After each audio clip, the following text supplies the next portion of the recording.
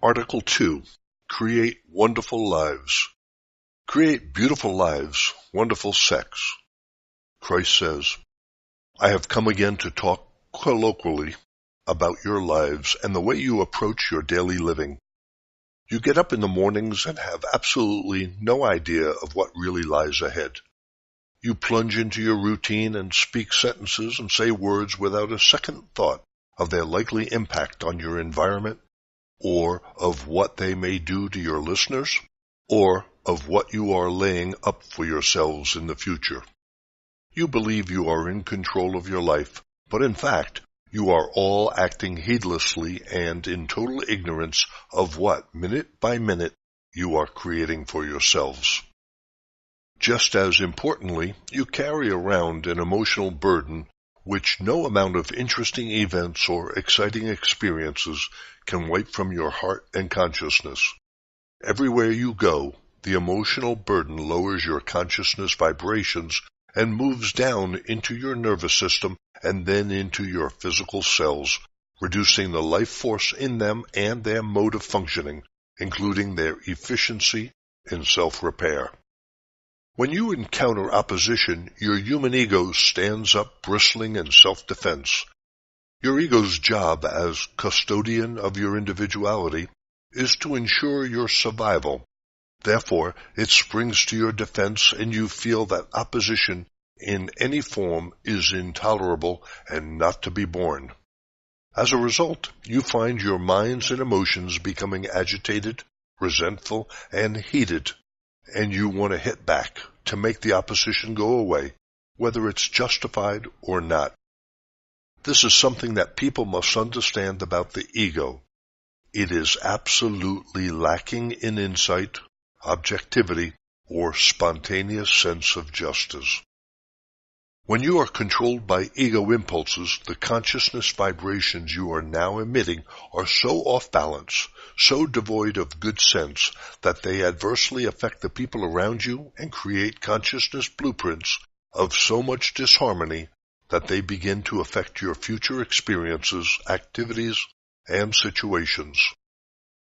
It is vitally important to your future welfare and lives that you wake up to the fact that you are not victims of your circumstances and the experiences in your lives, but the creator of them.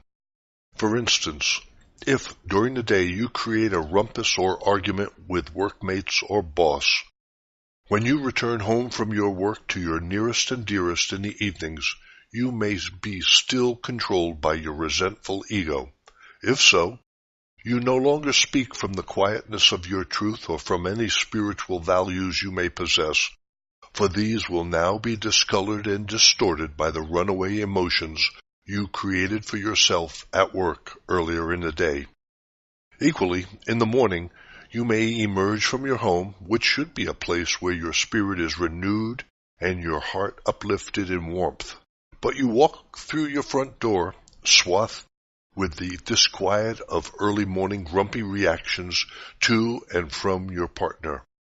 Perhaps you had a row with your partner over one grievance or another and tried to heal it with sex, only to find that while the sex seemed to bring you emotionally closer again, it did not really satisfy, and it did not heal the resentment. You must understand that when you have unprotected sex, you exchange not only your body fluids, but also your consciousness.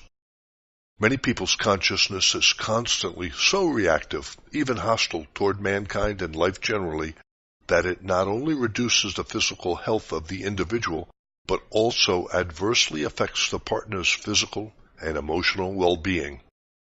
When, after a hurtful row, you have sex to make up the quarrel, you are now then also infused with the consciousness of your partner's bad feelings.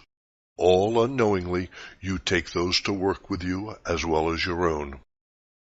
I am explaining to you exactly how your earthly world, which you call solid, but is really consciousness energy, is fashioned out of bad temper consciousness forms or those of love and good humor, affecting your health and performance in life for good or ill. Whatever kind of consciousness you are creating You leave your energy imprint on everything you encounter, including your car, your computer, and anything else you may be using during the day. How can this be, you will probably ask? Because the universe, with all its galaxies, is only consciousness, love, intelligence, in its highest form, working through the interactions of electromagnetism. Electromagnetism is really the stuff of human mind power and emotional impulses as they are seen within the field of earthly life. Read letters 5 and 6 until you fully understand that nothing is solid. All you see, feel, touch are really consciousness impulses made visible through the interplay of electromagnetism. When you have fully understood this and have seen the true place you occupy in creating good health or non-health, happiness or non-happiness for yourself and other people, you may then be persuaded that the only sensible way forward is to walk Christ's way, the way of unconditional love. How can you begin to change your normal thought patterns and master your unruly emotions? You can do it by exercising willpower. But when you rely on your willpower, you are leaning on the same ego consciousness that causes you to lose your sense of emotional balance. This is like using treacle to wipe away a mess of treacle. Or you can learn to control your ego by seeking to know and make contact with the source of your being, which I termed the Father. Read letters 7 and 8. You are not alone. With constant prayer and meditation, eventually you will make contact with that which will prove to be your greatest source of good and comfort in the world. No doubt many people will be writing in to ask whether Christ approves of or condemns condoms.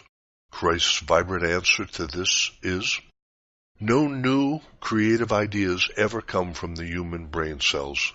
People who invent and create something new receive the new idea from the universal. Whatever comes from the universal can be used to benefit creation. The creation of the condom was one of the most loving and wonderful gifts and blessings to appear on earth, both outside and within the bonds of marriage. It has brought relief to women sorely burdened by the demands of importunate men. It has been the means of sparing unwanted children the misery of an unloved existence. Countless children may have been born into poverty and died early deaths. With the arrival of AIDS, the condom is certainly a means of protecting a partner. But it must be understood there are facets of existence where morality should be exercised. Letter 9 is very clear on what is true sexual morality, true spiritual and blessed sex, which the Church knows nothing about.